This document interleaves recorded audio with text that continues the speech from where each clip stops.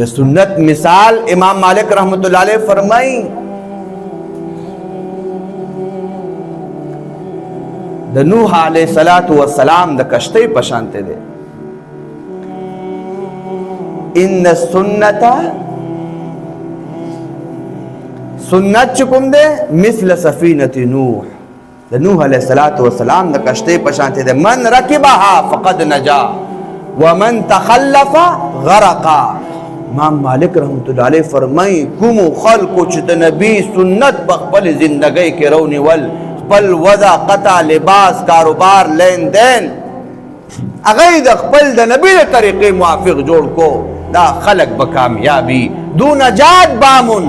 او کوم خلکو چې د نبی سنت شاته غدار کړو، د نبی د سنت او جنازې وخت کله د مارونو عزتمندو، امام مالک رحمت الله علیه فرمایي د دغه خلکو مثال هغه چې هغه د نوح علیه السلام د کشتۍ نه پاتې شو، تباہ او برباد شو.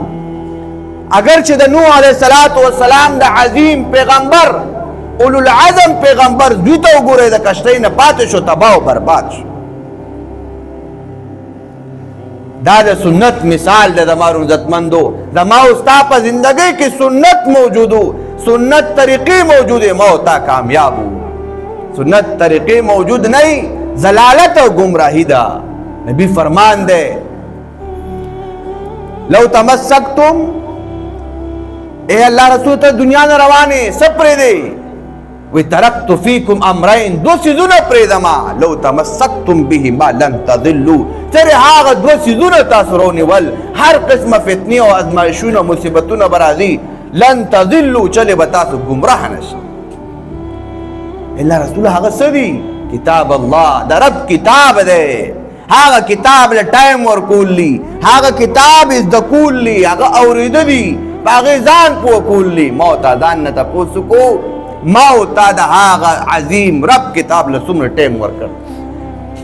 حضرت عثمان رضی الله تعالی عنه باره کې راځي، هغه وایي ماله شرم راځي د خپل رب نه چې ده په پوره ورځ تېره شي، زه د هغه عظیم اله، هغه عظیم رب کتاب کولو نه کوم.